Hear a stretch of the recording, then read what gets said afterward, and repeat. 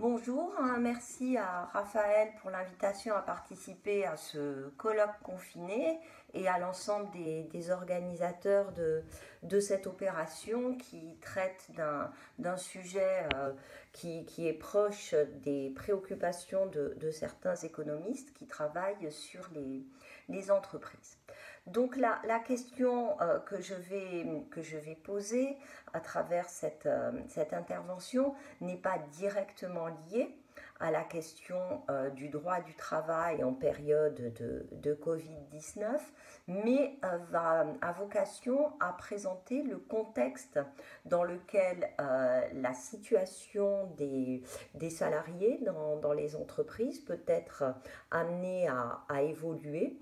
Et pour cela, je vais insister sur d'abord la démographie des entreprises, voir comment les sorties d'entreprises, comme le disent les démographes de l'économie, qui correspondent aux fermetures et aux défaillances faisant l'objet de procédures collectives, peut intervenir dans ce processus-là, et ensuite comment les stratégies d'entreprise également viennent influencer le contexte et expliquer certaines avancées ou certains reculs de la situation des salariés dans les entreprises.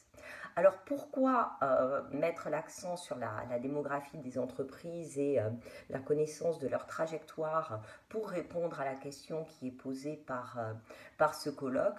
Tout simplement parce que de la même façon que ce qui se passe sur le marché du travail, les fameuses tensions entre l'offre et la demande peuvent expliquer les évolutions des salaires, les évolutions des statuts et les processus d'embauche, eh bien la situation au niveau de la démographie d'entreprise va aussi par la croissance du tissu productif lié au solde des créations et des cessations d'une part, et à la croissance des entreprises existantes, donc leur croissance sur la durée.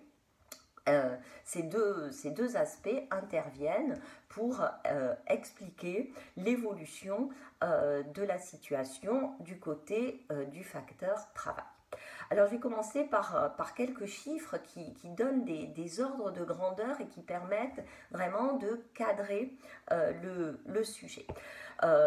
Tout d'abord, je rappelle que la population active de la France, c'est 29,7 millions de personnes, donc qui sont le gisement des actifs, et parmi ces 29,7 millions de personnes, on en a 26,9 qui ont un emploi. On parle donc d'actifs ayant un emploi, quasiment 27 millions d'actifs donc en emploi actuellement en France, parmi lesquels il y a 25 millions et demi de salariés, quel que soit le statut, quel que soit le secteur, et 19,7 millions de salariés dans le seul secteur privé. Donc on voit comment cet entonnoir se dessine, hein, et comment on passe de 30 millions en gros d'actifs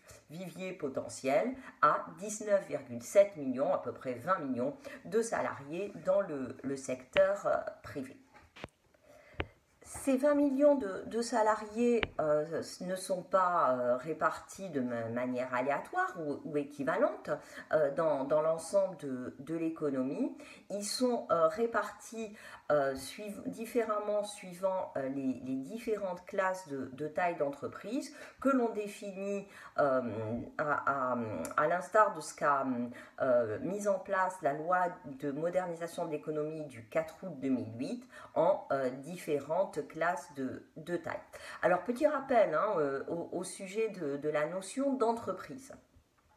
qui est considéré par les économistes et notamment par les économistes qui font des analyses empiriques de la situation des entreprises. Il y a eu un débat à l'intérieur de l'économie en relation avec les juristes, dont le groupe des Bernardins s'est fait l'écho. Et cette notion d'entreprise, pendant longtemps, elle est totalement absente de l'économie. On a une fonction de production qui est une combinaison de capital et de travail, mais pas de vision claire de l'entreprise. Tout au plus a-t-on une firme qui est un agent un peu désincarné.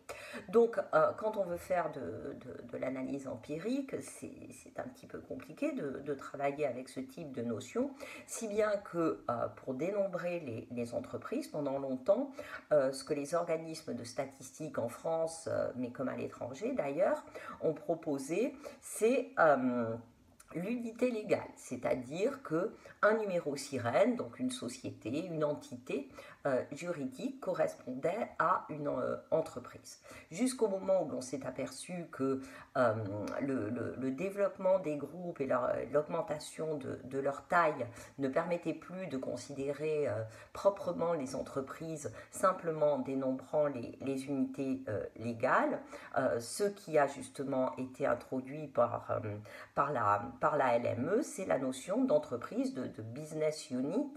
Et depuis 2017, grâce au profilage des groupes et à l'introduction de cette notion d'entreprise comme entité introduite par la loi, l'INSEE définit l'entreprise comme l'ensemble des unités légales qui ont un lien financier. Donc on tient bien compte des liens capitalistiques entre les différentes composantes d'un groupe d'unités, et l'entreprise donc est définie comme la plus petite combinaison d'unités légales qui constitue une unité organisationnelle de production de biens et services jouissant d'une certaine autonomie de décision, notamment pour l'affectation des ressources courantes. Donc, on a bien une différence entre l'unité légale, enregistrée dans les registres d'entreprise et d'établissement, et la notion d'entreprise comme unité organisationnelle qui peut comporter plusieurs unités légales. Alors aujourd'hui en France, justement, pour revenir à nos entreprises dans lesquelles travaillent les salariés, on compte 287 entreprises de plus de 5000 salariés, donc les grands groupes, qui emploient à peu près 4 millions de salariés. Il y a des différences selon que l'on raisonne en équivalent temps plein ou en effectif au 31-12. Les deux ne correspondent pas, puisque bien entendu, il peut y avoir des salariés à temps partiel, et je souligne que ces chiffres ne tiennent pas compte des intérimaires qui ne sont pas des salariés, mais qui interviennent au niveau des consommations intermédiaires des entreprises. Donc 287 entreprises emploient 4 millions de salariés. À côté, 5753 ETI, c'est-à-dire des entreprises qui comptent entre 250 et 4999 salariés, emploient 3,4 millions d'équivalents temps plein, ou 3,7 millions de salariés au 31 décembre. On a en dessous des entreprises de plus petite dimension, donc les PME, qui comptent entre 10 et 249 salariés, qui elles emploient 3,8 millions de salariés équivalent temps plein, ou 4,3 millions de salariés au 31-12. Et enfin, la très vaste majorité des entreprises aujourd'hui enregistrées en France, et qui là font une correspondance parfaite entre la notion d'entreprise et la notion d'unités légales, 3,6 millions de micro-entreprises qui emploient 2,5 millions d'équivalents temps plein, ce qui veut dire qu'environ 1 million d'unités ne comportent aucun salarié. Ce sont des entreprises où donc le créateur est le seul actif de cette entité. Alors, du fait de cette répartition par classe, qui recouvre aussi en partie la question des seuils sociaux, on a des droits des salariés qui sont comme vous le savez, et bien mieux que moi d'ailleurs, très inégaux suivant le type d'entreprise. Et lorsqu'on a une idée de ces stocks en tête, on va voir que les flux de salariés, donc les entrées et sorties à l'intérieur des entreprises, permettent également de comprendre où sont les risques et de quels risques il s'agit par rapport justement aux droits des salariés compte tenu de l'évolution des entreprises dans lesquelles ils travaillent. Alors le risque principal auquel les entreprises et les salariés sont exposés actuellement, c'est un risque de fermeture.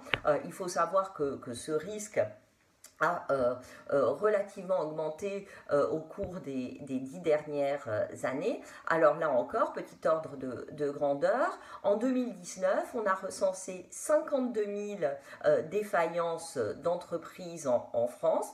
Cette donnée est en diminution régulière depuis le pic de 2014, où on en a dénombré 64 500. Donc on était plutôt sur un trend baissier en termes de défaillances d'entreprises. Je parle uniquement de celles qui font l'objet d'une procédure collective et pas des fermetures sans bruit qui se font, soit parce que le dirigeant est trop âgé ou que l'entreprise, n'ayant plus de marché, ferme, mais sans dette particulière.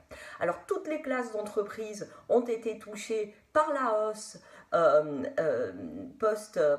post-crise de 2008-2009 et par la baisse observée depuis 2014. Et du coup, on peut s'interroger sur ce qui risque de se passer compte tenu du choc historique, et pour le coup l'expression n'est pas simplement rhétorique, que subit actuellement l'économie. Et là, la réponse, les anticipations que l'on peut faire dépendent de deux choses. La première chose qui va influencer l'impact du Covid-19 sur les trajectoires d'entreprise et les salariés, ce sont les amortisseurs sociaux. Ces amortisseurs sociaux qui sont mis en place actuellement, et notamment le chômage partiel, vont déterminer la profondeur du choc qui va être subi. Alors dans ce domaine, l'expérience de 2008 semble avoir servi. On se souvient que durant la crise de 2008-2009, la France avait peu utilisé le chômage partiel. Seulement 300 000 salariés en avaient bénéficié, contrairement à l'Allemagne où les entreprises avaient tirer profit d'une certaine façon de cette forte accalmie pour mettre les salariés au chômage partiel et entreprendre des grands programmes de formation de manière à conserver une ressource humaine et des qualifications à l'intérieur des entreprises. Et le dispositif existait de manière assez semblable en France comme en Allemagne. Mais les entreprises françaises avaient plutôt eu une stratégie de restructuration. Et c'est là qu'on voit que l'offre de dispositifs de ce type, lorsqu'elle est mise en place par l'État, ne suffit pas à garantir leur usage par les entreprises. Aujourd'hui, elles sont très incitées à recourir à l'activité réduite grâce à un dispositif très, très généreux, mais cela ne fonctionnera effectivement que si elles ne profitent pas de la crise qui est très violente violentes pour procéder à des restructurations qui ne diraient pas leur nom, même si elles ont déjà procédé de la sorte en 2008, 2009 et 2010. Alors à l'époque, ce que l'on a vu, c'est que le nombre de défaillances avait quasiment doublé. Il était passé d'environ 33 000 en 2006-2007 à plus de 60 000 par an. Et cela traduisait le fait que nombre d'entreprises se sont aussi servis de l'argument de la crise et les groupes notamment pour procéder à des restructurations de leur périmètre d'activité en s'abritant sous le parapluie du droit des faillites et des procédures collectives.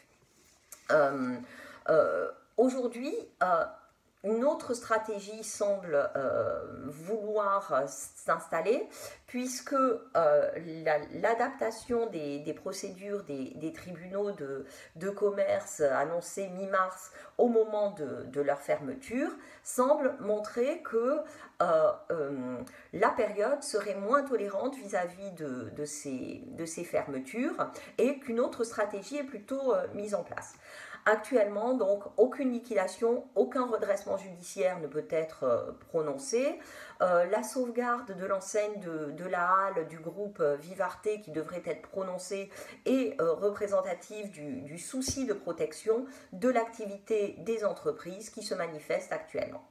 Le second facteur qui va déterminer la situation économique des entreprises après le choc, ce sont les stratégies de groupe et d'évolution qu'elles vont mettre en place. Alors sur ce point, il est vraiment difficile d'anticiper un changement spontané des stratégies corporate et à cela, il y a plusieurs raisons. Premièrement, la logique financière pousse à fermer des entreprises et des sites de production en dehors de toute logique industrielle et macroéconomique.